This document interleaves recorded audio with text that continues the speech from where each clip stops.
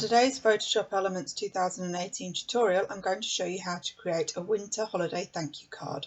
So first of all, we've got a picture of my two kids dressed for winter, but as you probably know, England doesn't get a lot of snow. So I'm going to change it from a picture of them out in the countryside with the railway track behind them to in a winter wonderland. So let's get started. To do this, we're going to use one of the new guided edits in Photoshop Elements 2018. So at the top, we're going to move from quick to guided and then across to special edits. Under special edits, we're going to use this first one, replace background.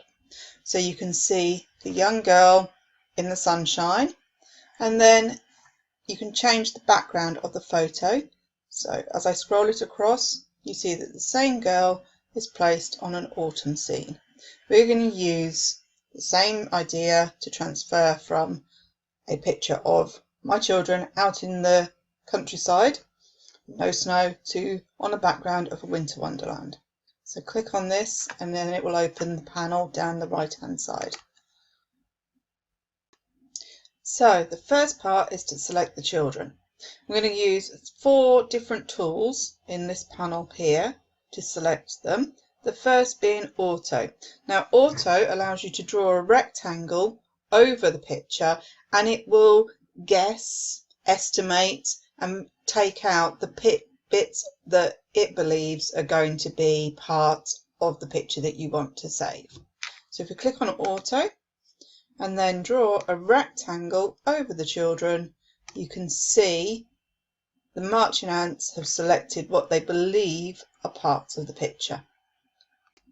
You can see that not all of the children are selected and bits of the background have been selected that we definitely don't want. So now it's time to use the quick edit tool to get a bit more refinement to the picture and select the areas that we want. So click on quick on the side and then holding down your mouse, we're going to select the areas that we definitely want to be included.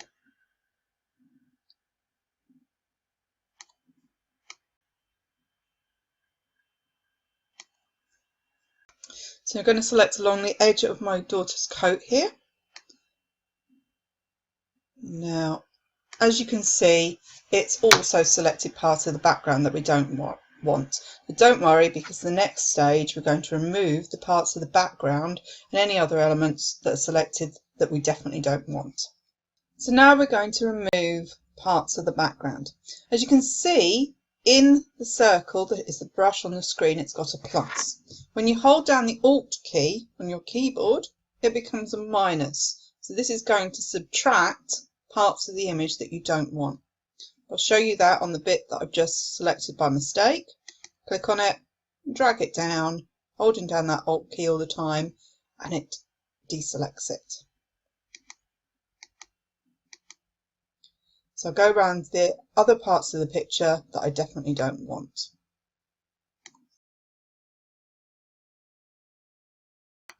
If I went ahead and replaced the background now, I'd have parts of my image missing that I wanted. For example, a bit at the top of my daughter's bobble hat, some of her hair at the side, and I'd also have a few parts that are added extra. For example, this part here that I'm moving around the mouse that's been added onto it. So it's time to refine the edges of the image and to make sure that everything's covered.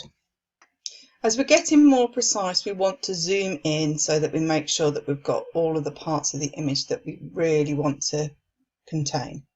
So I'm going to use the magnifying glass here and then draw a rectangle over the bobble hat so that I can see all the areas. Using the hand tool, which is a move tool, I can drag the picture down so I can see the areas that I want to include. This time I'm going to use the brush tool. The brush tool is very similar to the quick tool, apart from the quick uses the edges of colour to select which parts are going to be contained or subtracted. The brush allows you a bit more freedom. It doesn't work with edges and instead it uses you to select which parts you're going to do. So if I use the brush tool, I can go over the parts of the hat that I want to contain and make sure it's all selected. I'm going to go down the side of a hat. You can see the edge here isn't quite selected, so doing the same thing, make sure that all of that edge of the hat is selected and that we're getting all the parts of the image that we need. I'm going to go ahead and select the areas around, and then I'll show you the difference. So let's just go back to zoom out, and you can see that we've now got most of the bobble hat contained, and I'll just add in the bits that are missing.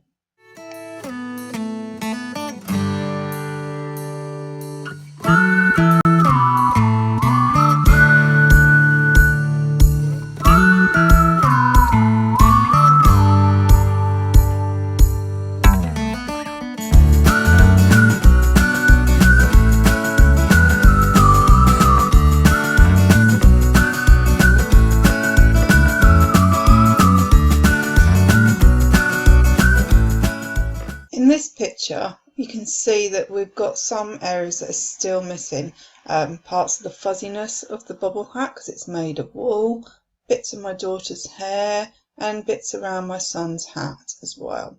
So what we're going to do now is go even further into the detail and use the refine part of the selection.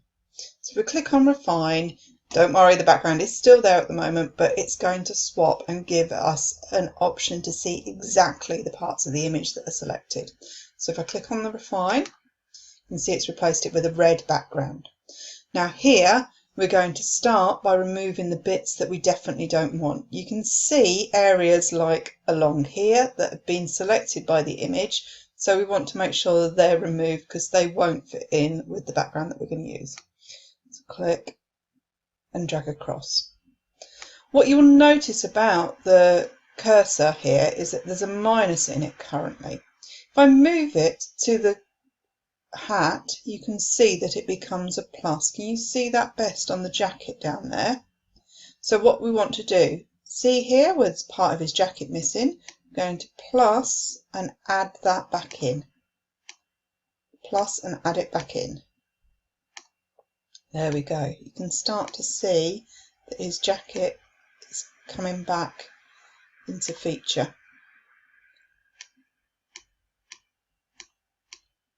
Make sure the plus is selected and add back in the jacket.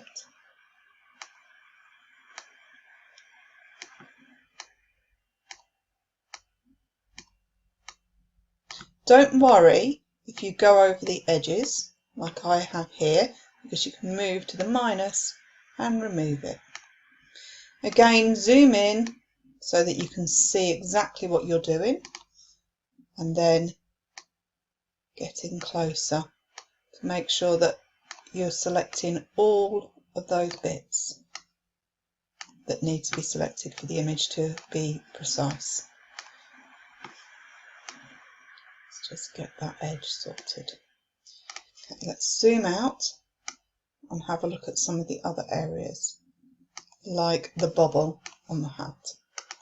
Zoom in and you can see that the fuzziness here isn't contained. So let's work on that bit now. Using the refine tool, instead of using the subtract or the add, we're going to use when it becomes a black dot, and the black dot is selecting the edge and allowing us to move around and select the parts of the hat. You can see how that selection that we had before has grown.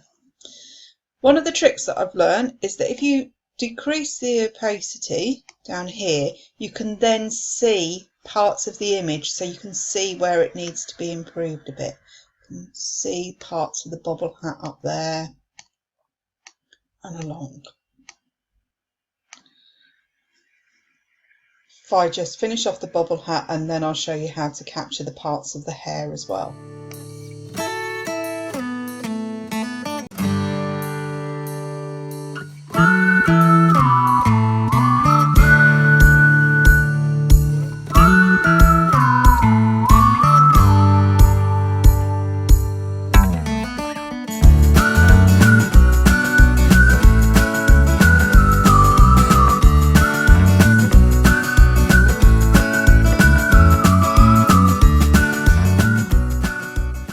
you're doing the refine edge, it's really critical to make the best picture possible that you do spend your time doing this.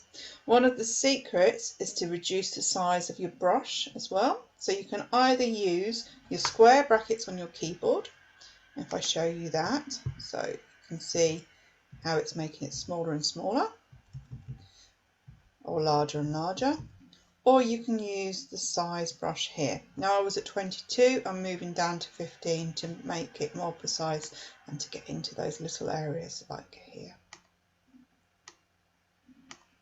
Same with along the edge, just to make sure that it's getting all the bits of the image that I want in place.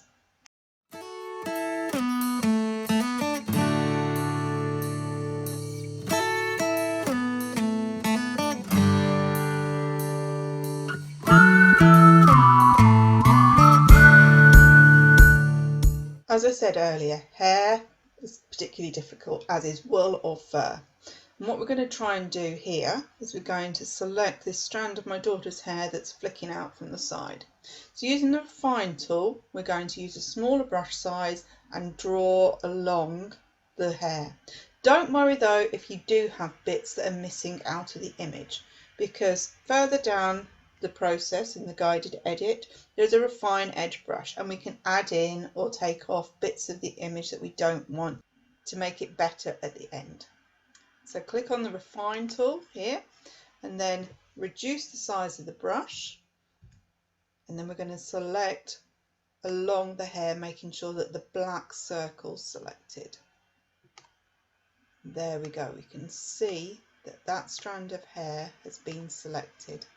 If I then move to the hand tool, you can see it's getting there. It just takes a bit of practice to go all the way down that strand and get it to be selected.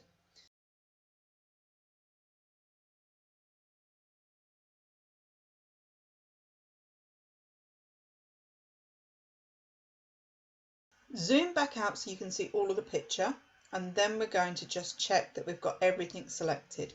So click on refine, make sure your opacity is up high so you can see everything, and then you can see whether you've got the bits of the image that you want selected. A couple of things that you can help improve that selection. Click select, modify and contract.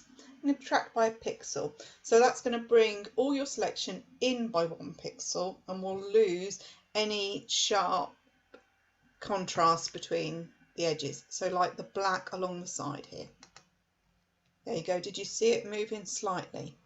And then make sure you've got everything selected, and then select feather, and I'm going to feather by 1 pixel, and this will just smooth that really harsh edge that you see on the picture a little bit. Then we can click refine. So can you see how the edge now is a bit softer looking than it was before? Okay, we're ready to move to the next stage. As I've said before, it's really important that you take the time over that first stage, selecting the part of the image that you're going to keep before you move on. Now it's time to move on and actually replace the background. Now you've got 4 different options here. You've got to import a photo, which I'll show you in a bit, and then you've got presets, none and colour. If I just show you none, this is where it's going to remove the background completely. And I've used this part on a scrapbooking page because then I can place the picture that I've selected onto any background I want later on. Then we've got presets. So here you've got some abstract presets, or you've got ones like the bridge picture that the girl in the demonstration has been put on the back of, or a very nice beach. You can see the difference.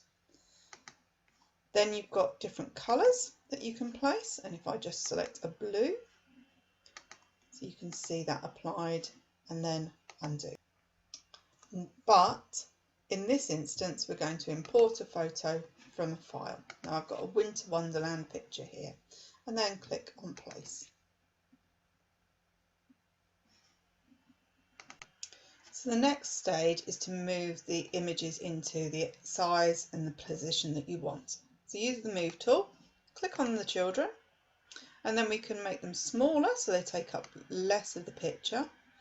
I'm making sure with this one, because my son's jacket and their coats were at the bottom and side of the image, I'm going to make sure that I position it the same as on this picture too.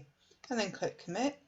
I can change the background, so I can select the background, make it slightly bigger using the corners again, and position it so that I've got the winter tree to the side. Just keep using the tools until you've got it positioned as you wish, and then click commit. If you've got any areas that you want to improve on, the next stage you can, and that's using the refine edge tool. Now along the side of my daughter's coat here, I'm not very happy. It seems a bit fuzzy, so I want to make it match better. So I'm going to zoom in on that area, and then using that refine, I'm going to be able to add parts or subtract them. You can see where I missed off part of her jacket from the original picture. So I'm just going to select those parts now. Don't worry if you're revealing part of the old image, because we can remove that in a second. Then click on subtract, reduce the size of the brush, and then go along and remove the edge that you've just revealed.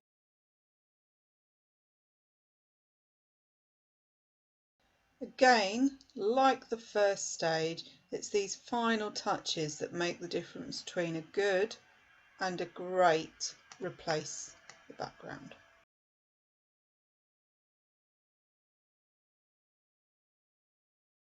One last part to the edit, which is down here and is optional, and that's an auto match colour tone tool.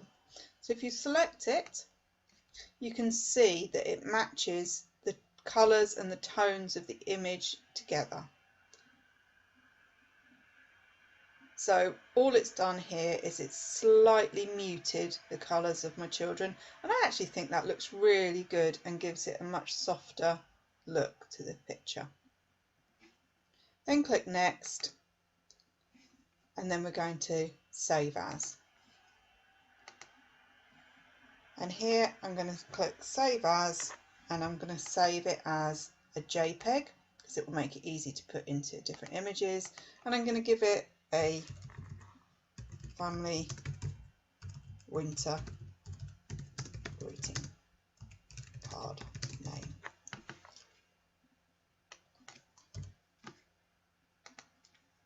Make sure that you've got this to the maximum in your JPEG options and click OK.